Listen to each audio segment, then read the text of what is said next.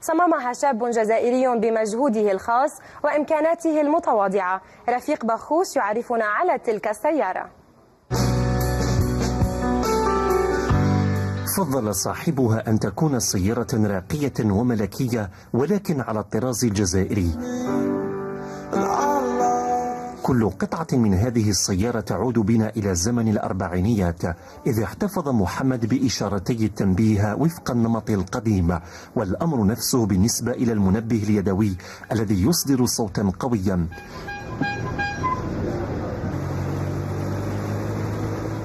تبلغ قوة المحرك الخاص بهذه السيارة 4 أحصنة، وهي قادرة على قطع مسافات طويلة تصل حتى 500 كيلومتر.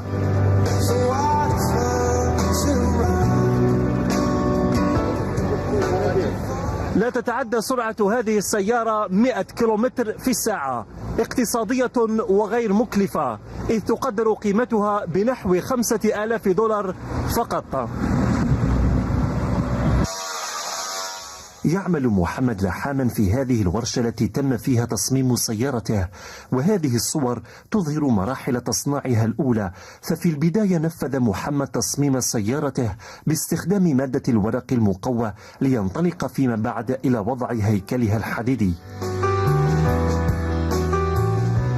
أول حاجة باش تقدر تهز المقاييس تاعها، درت قبل خدمت واحد المجسم صغير بالورق المقوى، ثم درت لها عملية تكبير وخدمتها بالورق تاع العلب الكبار تاع الثلاجات والأواني المنزلية.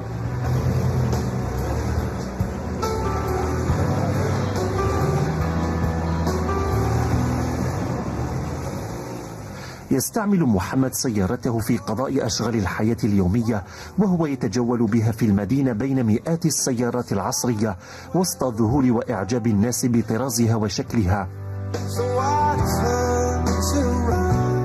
ميزته أنه الجسد الحقيقة تاعو يجسدها، كان يدير الأجسام تاعو على شكل حطب في حطب، والحمد لله قدر رب العالمين، وما شاء الله تشوف التحفه تاعو ما شاء الله. احنا اول مره يعني اول وهله ما كناش يعني ننتظروا يعني بدي تخرج بهذا النوعيه، واليوم الحمد لله شفتها بعينك. قضى محمد أكثر من 3 سنوات لصناعة سيارته، وتلقى عدة عروض أجنبية من أجل بيعها، غير أنه أراد الاحتفاظ بها لنفسه كونها أول سيارة جزائرية خالصة. رفيق بخوش، مدينة برج بوعريريج، شرقي الجزائر. دراسة تشير إلى البدء.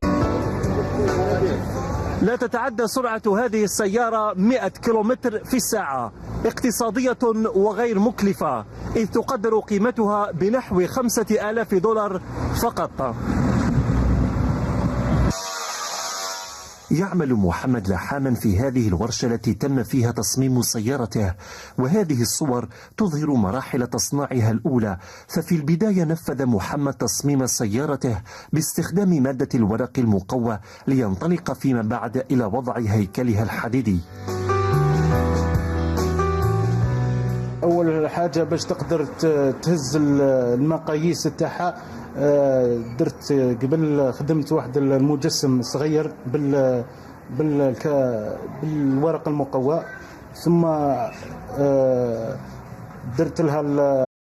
صممها شاب جزائري بمجهوده الخاص وإمكاناته المتواضعة. رفيق بخوش يعرفنا على تلك السيارة. فضل صاحبها أن تكون سيارة راقية وملكية ولكن على الطراز الجزائري.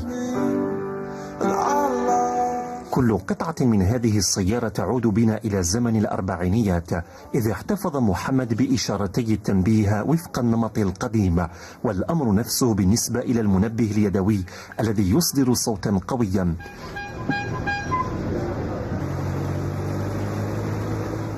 تبلغ قوة المحرك الخاص بهذه السيارة 4 أحصنة، وهي قادرة على قطع مسافات طويلة تصل حتى 500 كيلومتر.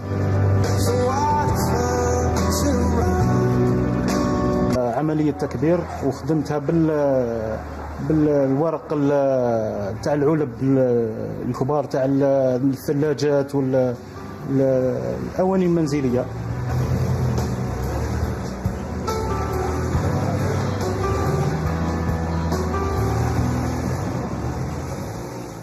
يستعمل محمد سيارته في قضاء أشغال الحياة اليومية، وهو يتجول بها في المدينة